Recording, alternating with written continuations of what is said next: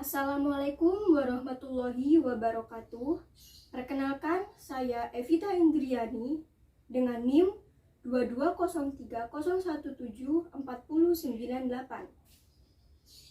dari kelas PM 2022C. Saya di sini akan membahas sejarah bahasa Indonesia dan keunggulan bahasa Indonesia. Simak video berikutnya. Bahasa Indonesia adalah bahasa resmi Negara Kesatuan Republik Indonesia dan bahasa persatuan bangsa Indonesia. Bahasa Indonesia menurut sejarah merupakan varian dari bahasa Melayu. Bahasa Melayu menyerap beberapa kosakata dari berbagai bahasa seperti bahasa Sanskerta, bahasa Persia, bahasa Arab, dan bahasa Eropa yang muncul dalam berbagai variasi. Perkembangan bahasa Melayu di Nusantara mempengaruhi dan mendorong tumbuhnya rasa persatuan dan persaudaraan bangsa Indonesia.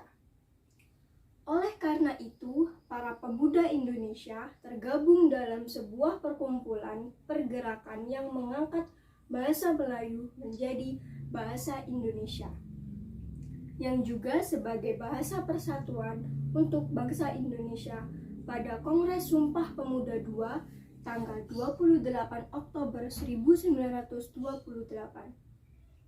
Setelah itu diselenggarakan Kongres Bahasa Indonesia yang dilaksanakan pada 25-28 Juni 1928 dengan tujuan untuk menjadi pedoman bagi semua pengguna bahasa, mengatur bahasa, dan agar bahasa Indonesia tersebar luas.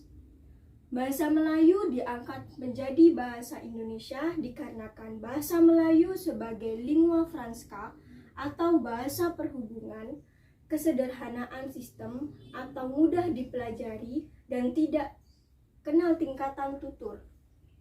Psikopolitik atau kesukarelaan suku Jawa, suku Sunda, dan suku lainnya dalam menerima bahasa Indonesia sebagai bahasa nasional dan kesanggupan bahasa atau adaptif, yakni bahasa Melayu memiliki potensi sebagai bahasa kebudayaan dalam arti yang luas.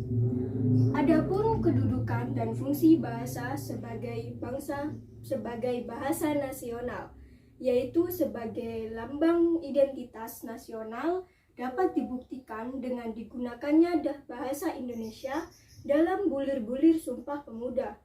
Sebagai lambang kebanggaan bangsa dapat dibuktikan dengan penggunaan bahasa Indonesia oleh masyarakat hingga sekarang. Sebagai alat pemersatu bangsa dapat dibuktikan dengan digunakannya bahasa Indonesia sebagai alat penyatu berbagai suku bangsa dengan latar belakang sosial, budaya, dan bahasa ke dalam kesatuan kebangsaan Indonesia.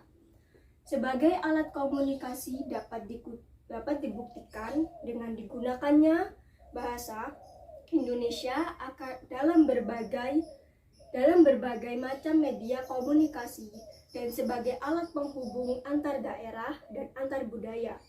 Dapat dibuktikan dengan penggunaan bahasa Indonesia dapat menghubungkan interaksi antar daerah ataupun antar budaya.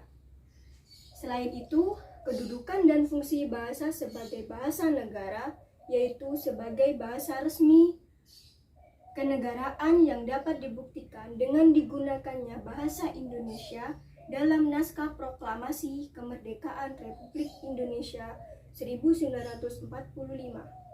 Sebagai penghubung pada tingkat nasional untuk kepentingan perencanaan dan pelaksanaan pembangunan serta kepentingan pemerintahan yang dapat dibuktikan dengan digunakannya bahasa Indonesia dalam hubungan antar badan pemerintah dan penyebar luasan informasi kepada masyarakat.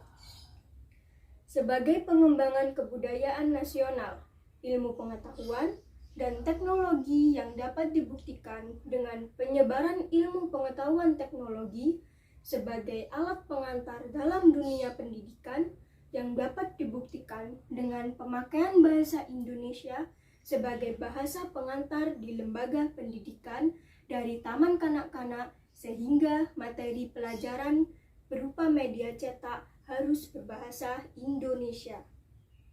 Sekian, terima kasih.